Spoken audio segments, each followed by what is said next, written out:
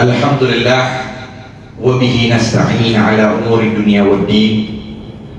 Wassalatu wassalamu ala sayyidil awwalina wal akhirin sayyidina wa maulana Muhammadin wa ala alihi wa sahbihi wa man tabi'ahum bi ihsanin ila yaumiddin. Amma ba'd, faqad qala tabaraka wa ta'ala fi muhkami kitabihi wa huwa asdaqul qailin. Ya ayyuhalladzina amanu kutiba alaikumus shiyam kama kutiba alal ladzina min qablikum la'allakum tattaqun. Wa qala an-nabiy sallallahu alaihi wasallam, as-siyamu junnah. Shadaqallah wa shadaqa Rasulullah sallallahu alaihi wasallam. Puji syukur kita panjatkan kehadirat Allah Subhanahu wa taala dengan berbagai macam nikmat yang Allah anugerahkan kepada kita, sebagaimana firman yang berbunyi wa in ta'uddu ni'matallahi la tuhsuha. Dan jikalau kalian menghitung-hitung nikmat Allah, niscaya kalian tidak mampu untuk membatasinya. Maka di antara nikmat yang paling agung dari berbagai macam nikmat yang Allah anugerahkan kepada kita seluruhnya, Allah masih berikan kita panjang umur, masuk di bulan yang penuh keberkahan ini. Bulan yang memang diharapkan setiap insan yang bertakwa kepada Allah. Sehingga dalam satu hadis Nabi SAW bersabda, "Lau ya'lamun nas ma fi Ramadana minal yumni wal barakati, la tamannau an yakuna haulan kamilan." Kalau seandainya umatku mengetahui apa yang ada di bulan suci Ramadan ini berupa kemuliaan dan keberkahan, niscaya mereka berharap, berangan-angan bahwa seluruh bulan yang ada dalam setahun ini adalah bulan suci Ramadan. Bagaimana tidak, Bapak-bapak, Ibu-ibu? Bulan Ramadan inilah bulan yang mana dilipat gandakan berbagai macam ibadah. Yang sunnah dilipat gandakan menjadi wajib, yang wajib dilipat gandakan. Sebagaimana hadis Rasulullah SAW bersabda, "Man taqarraba fi Ramadana man taqarraba fi Ramadan bi fariidatin adallahu sab'ina fariidatan fi ghairihi." Siapa orang yang mendekatkan diri pada Allah dengan perbuatan yang wajib, maka satu perbuatan itu menyamai 70 kewajiban kalau dia lakukan di bulan-bulan lain. Jadi sholat kita yang wajib, sholat 5 waktu, nuntut ilmu kita yang wajib, ini berbeda keadaannya dengan apa yang kita lakukan di bulan yang lain. Jadi pahalanya itu berlipat menjadi 70. Wa man taqarraba bi nafilatin fihi, siapa orang yang mendekatkan diri pada Allah dengan perbuatan yang sunnah di bulan suci Ramadan, adalah fariidatan fi ghairihi, maka itu menandingi dengan satu kewajiban kalau dilakukan di bulan lain. Jadi sholat duha kita, sedekah sunnah kita itu berlipat langsung berubah menjadi kewajiban pahalanya. Disinilah harapan kita untuk senantiasa mengisi bulan suci Ramadan dengan berbagai macam ibadah. Kembali kepada tema, dan ini ada berkaitan tadi, di penghujungnya adalah menjadi insan yang bertakwa. Bagaimana kita bisa mengetahui dan memaksimalkan ketaatan kepada Allah, dan bagaimana juga bisa kita meninggalkan segala maksiat kepada Allah dengan kita mengetahui dasar-dasar dan pongkol-pongkol itu semua. Kita nggak bakal tahu itu taat kalau tidak kita tahu bagaimana dasarnya bisa mengantarkan ketaatan itu. Kita tidak bisa mengetahui itu maksiat kalau kita sendiri tidak tahu apa dasar-dasar maksiat itu. Maka di sini para ulama menyatakan bahwasanya aslu ta'ati salafun, pangkal taat itu ada 3 macam. Dengan sebabnya kita dapatkan yang namanya sholat, yang namanya puasa, yang namanya haji, yang namanya bakti orang tua, yang namanya hormat kepada guru, yang namanya menghormati tetangga. Ini pangkalnya 3. Dari dengan sebabnya bercabang-cabang seluruh kebaikan. Pertama adalah sifat cinta. Kita cinta Allah, kita cinta Rasulullah. Maka dengan sebab cinta inilah dasarnya. Jangan Kadang kita ibadah apapun, tapi kita tidak ada mahabbah, tidak ada rasa cinta kepada Allah, tidak ada rasa cinta kepada Rasulullah. Maka kita hidup di alam dunia ini dasarnya dalam harmonisnya keadaan seluruhnya dengan kecintaan. Dengan cinta inilah bisa kita mengamalkan berbagai macam ibadah kepada Allah, sekalipun dari berbagai macam derita yang kita tanggung, yang kita rasakan, bahkan mungkin musibah yang bertubi-tubi, masih bisa kita lakukan itu ibadah dengan semaksimal mungkin. Karena dasarnya Bapak, Ibu, apa? Rasa cinta. Ini dia. Sehingga ada suatu kisah seorang ulama ketika beliau sedang berjalan dalam perjalanan spiritualnya, bernama Al-Bishr bin Harith. Beliau ketika berjalan didapatkan ada seorang orang yang sudah tua tergeletak di jalan, terik matahari yang menyengat luar biasa. Dia dekatkan orang tersebut, dia dapati ini orang sudah stroke, lalu dia punya penyakit lepra, lalu di kesian ada iba, dia deketin. Apa yang terjadi? Dia angkat kepalanya di pangkuannya. Ketika diangkat sampai ke pangkuannya, ini tahunya orang ini ya emang dalam keadaan sadar, dalam keadaan dia memang sadar. Dia buka matanya sambil dia menyatakan, ya fuduli, orang yang menggangguku, limadza tadkhul baini wa baina rabbi, kenapa engkau menggangguku dari asyiknya aku berhubungan kepada Tuhanku? Lau qata'ani irban, kalau seandainya Tuhanku memberikan musibah kepadaku bukan dengan seperti ini, tapi dengan aku dipotong anggota tubuhku sedikit demi sedikit, mazdatu illa hubba, tidaklah aku bertambah kepadanya melainkan kecintaan. Itu dasar cinta. Dengan sebabnya gampang kita puasa, dengan sebabnya kita gampang qiyamul lail, karena didasarkan motivasi kita hubbullah, cinta kepada Allah. Oleh karena itu pula Pak, banyak sekali kalau kita lihat potret dalam sejarah yang mereka mendasarkan cintanya kepada Rasulullah, kepada Allah, ya, sebagaimana seorang sahabat bernama Zaid bin Dathinah yang beliau ditawan oleh kufar Quraisy sebelum eksekusi, ya, dipanggil si Zaid tersebut, dikatakan, ya Zaid, kira-kira kamu mau gak keluar dari sini, kau balik ke rumahmu, ketemu istri dan anakmu, tapi dengan satu syarat, ganti kamu ini dengan Muhammad bin Abdullah.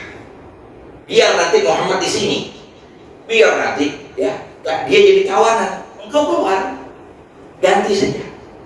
Maka apa yang dinyatakan oleh Zaid bin Dathinah itu, ya, bagaimana orang yang meli bil hub ya Rasulullah, orang yang sudah ya penuh hatinya dengan cinta kepada Rasulullah. Apa yang dikatakan?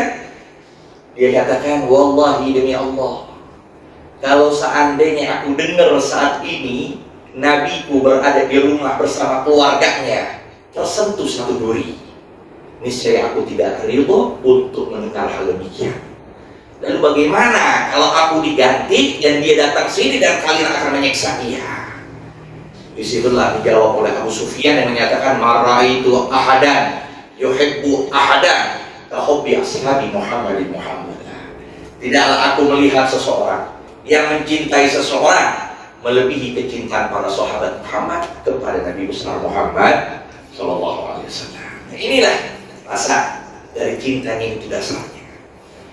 Yang kedua ada lagi seorang nenek yang memang cintanya luar biasa kepada Rasulullah. Ketika perang Uhud terdengar berita hoax nih bahwa Nabi terbunuh.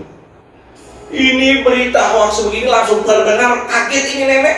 Dia keluar pintu, dia cari-cari tahu betul gak bahwa Rasulullah itu meninggal.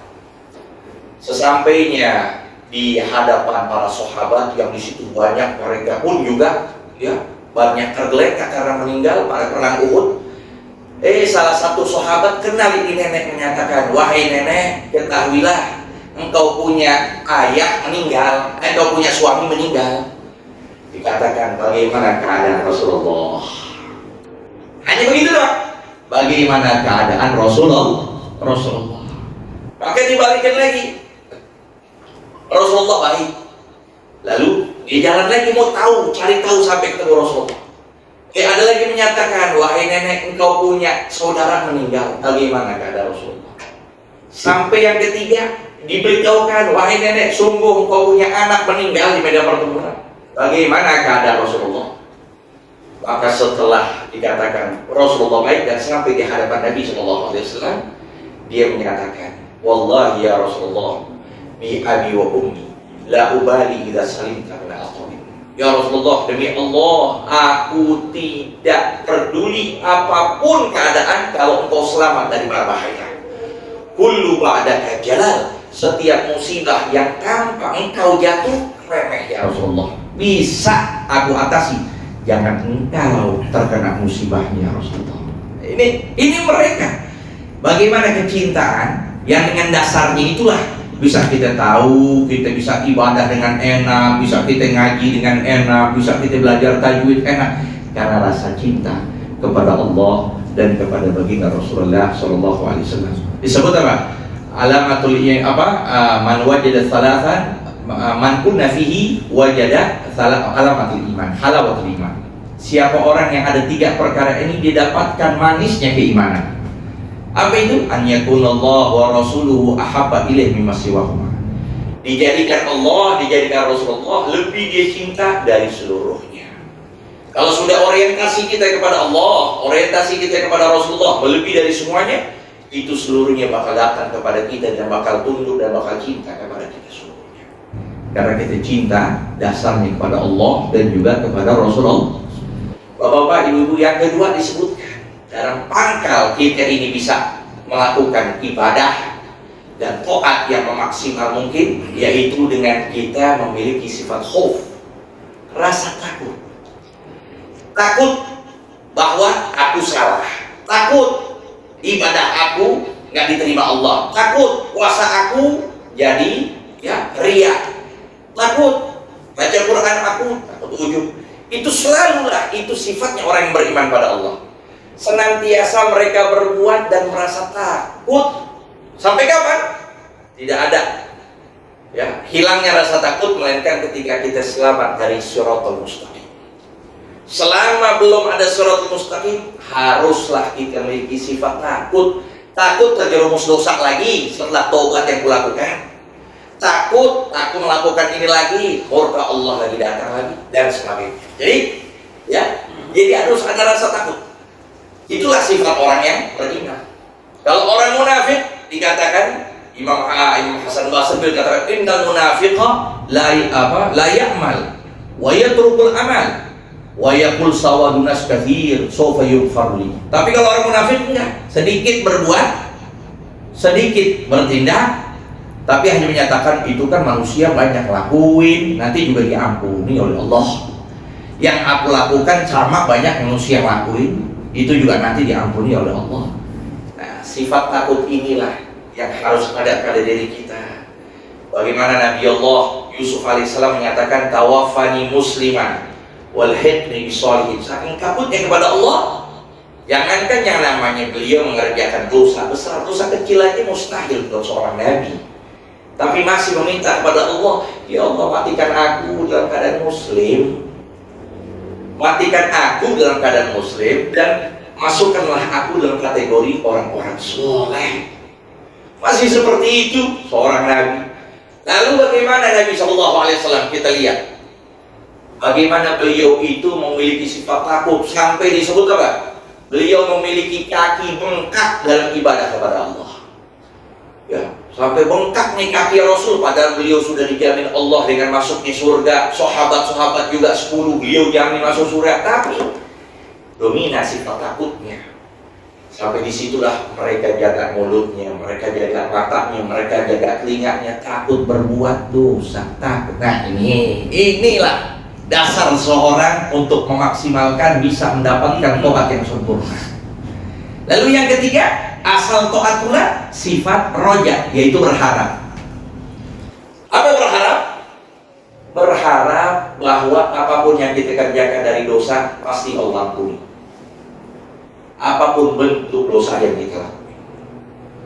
Bagaimana keadaan ibadahnya. Selama kita berharap bahwa Allah bakal ampuni, itu masih terbuka dengan seluas-luasnya. Sampai disebut dalam hadits qudsi, Allah menyatakan, ya bena Adam, innaka mada'utani wa rajautani ala makana minka fala ubali. Wahai anak Adam, selama engkau berdoa kepadaku, selama engkau mengharapkan rahmatku, maka apapun yang kau lakukan dengan berbagai macam maksiat, aku tidak akan pedulikan. Jadi apa itu? Bentuk apapun maksiat yang kita lakukan, selama di situ ada sifat roja, sifat berharap kepada Allah, maka disitulah pintu harapan dengan Allah berikan taubat kepada kita. Tapi dengan catatan, ada kita merasa bahwa inilah harapan pasti Allah berikan kepada kita. Jangan kita seperti orang-orang kafir, jangan kita seperti naudzubillah iblis yang mereka itu sudah berputus asa dengan rahmat Allah. Mereka sudah berputus asa, nggak mau dapat rahmat Allah, mereka yakin nggak bakal diampuni. Nah, itu jangan kita dapatkan sifat seperti itu. Karena inilah tiga asal. Dengan sebabnya kita taat maksimal kepada Allah Subhanahu wa taala. Tapi para ulama nih Pak memberikan solusi kepada kita. Gimana kita ambil sikap? Orang kita kedepankan sifat berharap atau kita kedepankan sifat takut. Kalau model seperti kita ini yang ngasih dikit-dikit maksiat, yang getol masih goyang, kan begitu, ya? Nah, maka dahulukanlah sifat takut. Ya, jangan kita berharap oh pintu Allah masih kebuka, harapan Allah. Nah, jangan. Tapi kedepankanlah sifat takut pada Allah. Tapi kalau kita yang sudah jaga mata kita, jaga jiwa kita, kita puasa, qiyamul lail, udah biasa, maka hendak kita dominankan sifat roja kepada Allah, memberikan motivasi terus untuk ibadah.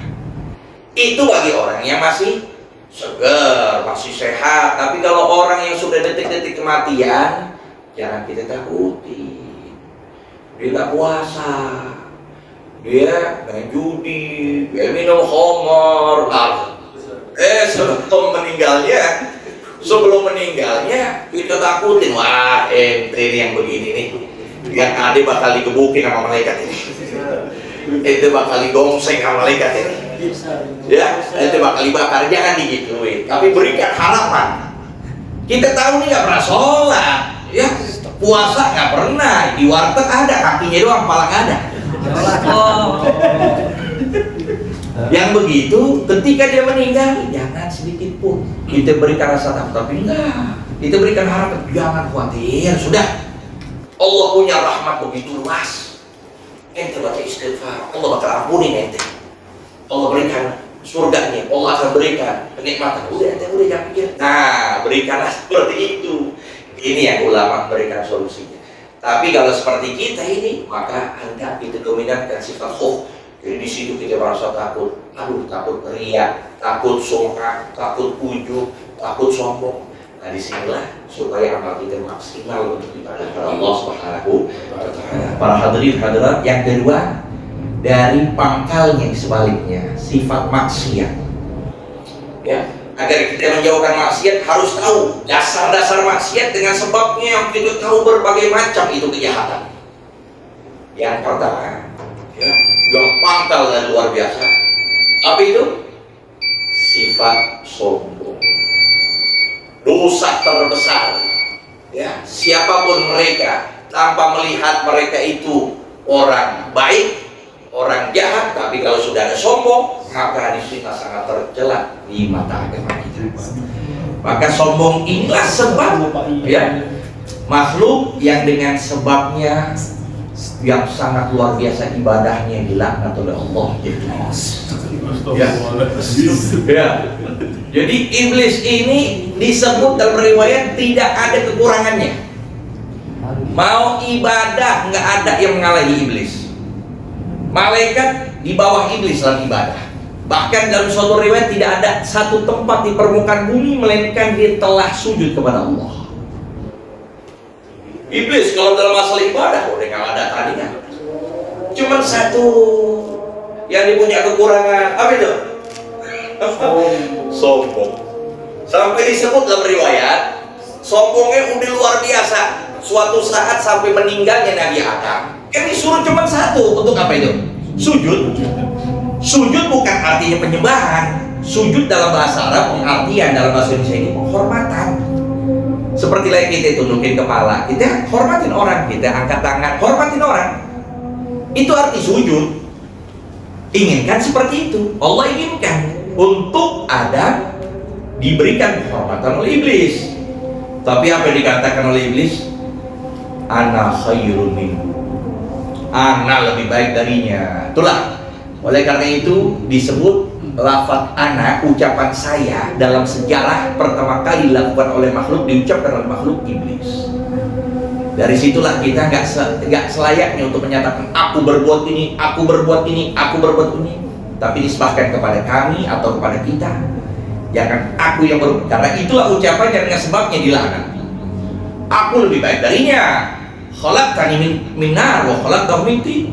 Engkau ciptakan aku ya Allah dari unsur api, sedangkan dia tercipta dari unsur tanah. Dalam suatu riwayat sampai meninggal Adam alaihissalam diminta kepada Allah, ya Rabb, berikan aku pintu tobat. Maka Allah beritahukan, tobat kamu cuma satu. Kau datangkan kuburan Adam dengan engkau hormati Adam. Lihat sifat sombong, nggak pernah keluar dari dia, nggak bakal lepas dari dia. Apa yang dikatakan? Ya Rabbi, ketika dia hidup saja aku nggak mau sujud. Bagaimana sekarang sudah jadi mayit, sudah jadi bangkai asalnya. Ketika hidup aku nggak mau sujud, gimana ketika dia sudah meninggal? Jadi sifat sombongnya terus berjalan, tapi sifat yang lain tidak ada. Maka dikatakan ini akhafullah rabbal alamin. Aku ditakut kepada Allah. Cuma sesuatu. Disitulah Allah menyatakan di Qudsi, al-kibriya rida wal azamatu izari. Ya, sifat kesombongan adalah selendangku, kecongkakan adalah pakaianku. Faman naza'ani wahidan minhuma alqitu fi jahannam falahu bari. Siapa orang yang mencabut dari dua sifat tersebut pada diriku, maka saya aku campakkan ke dalam neraka tanpa berperang. Karena sifat sombong itu prerogatif, hak yang absolut dimiliki Allah Subhanahu wa taala, tidak dimiliki oleh si hamba. Nah, kita harus tahu apa sih pengertian sombong. Apakah dengan baju baru kita dikatakan sombong? Apakah dengan mobil kita dikatakan sombong? Handphone kita dikatakan sombong? Sombong arti dalam agama batrul haq wa ghamtun nas. Arti sombong adalah kita remehkan manusia dan kita tolak kebenaran. Itu arti sombong. Hanya dua. Ini lanjut atau ada dulu? Sholat dulu. Begitu, oke. Nah, mau sholat dulu, kita lanjut lagi. Ya, ikutin aja. Ya, kita lanjutkan lagi nanti setelah sholat. Baik ya Pak ya. Masih semangat ya Pak ya? Jadi kita lanjutkan yang ke poin kedua itu setelah kita bicara tentang sifat sombong. Yang kedua sifat tamak, artinya berambisi. Maka dengan ambisi inilah cikal bakal berbagai macam kejahatan di permukaan bumi. Dengan sebab itulah terjadinya pembunuhan dari Qabil. Dengan sebab itulah terjadinya perpindahan apa yang Allah berikan kepada Adam alaihissalam menuju ke bumi dengan sifat keinginan beliau untuk makan buah khuldi di situ. Ya, maka dengan sebab itu sifat tamak ini, sifat serakah ini kalau berkaitan dengan urusan dunia tercela. Tapi sebaliknya, kalau berkaitan dengan urusan akhirat itu sangat terpuji. Kita merasa masih kurang dengan ibadah kita. Kita merasa masih kurang dengan ilmu kita. Oleh karena itu ada suatu kisah seorang imam bernama Abdullah bin Husain bin Tahir. Ya. Beliau mengumpulkan 7 anaknya sebelum bulan suci Ramadan. Beliau kumpulkan dengan beliau bertanya kepada mereka satu persatu, "Nak, apa yang nanti kalian semua akan datangkan di bulan suci Ramadan?" Si anak pertama bicara, "Aku akan begini, ayah, begini. Yang kedua begini, yang ketiga sampai ke 7. Di akhir setelah 7 berlinang air mata beliau. Ditanya oleh anak, "Kenapa berlinang air mata ya abadi, ya ayahku?" Diberitahukan, "Bagaimana tidak aku berlinang air mata? Sungguh Aku ingin menambahkan aktivitasku di bulan suci Ramadan, tapi sudah tidak bisa. Karena di bulan lain sudah mentok dengan berbagai macam ibadah yang kulakukan. Dari sebelum subuh dengan ibadah, selepas subuh dengan ibadah, setelah fajar dengan ibadah. Belum aku ngajar, belum ngarang kitab, belum dakwah ilallah, belum dengan ibadah yang lainnya. Sampai diriwayatkan beliau mendatangkan perharinya di bulan selain bulan suci Ramadan 25.000 selawat pada Rasulullah. 25.000 la ilaha illallah, 25.000 ucapan ya Allah ya Allah, di luar dari kalangan beliau dan sebagainya. Jadi apa? Waktu sudah mentok, nggak bisa mau dipres lagi, nggak bisa. Ngelihat anak-anaknya mengucapkan mau ibadah begini. Nah, berlinang air mata beliau. Itulah sifat tomak, sifat serakah yang berkaitan dengan akhirat, itu terbunyi. Ya. Nah, kemudian yang terakhir dari asal pangkal maksiat, sifat dengki. Jadi, ya, sombong yang pertama, yang kedua tomak, yang ketiga sifat hasud. Ini sifat hasud ini yang Nabi nyatakan perumpamaannya seperti api. Kalau kita punya hasud dalam diri kita, sudah rontok semua amal ibadah kita. Nggak ada satupun bernilai di mata Allah. Sampai Nabi nyatakan, iyyakum wal hasada, hati-hatilah engkau dengan sifat hasud.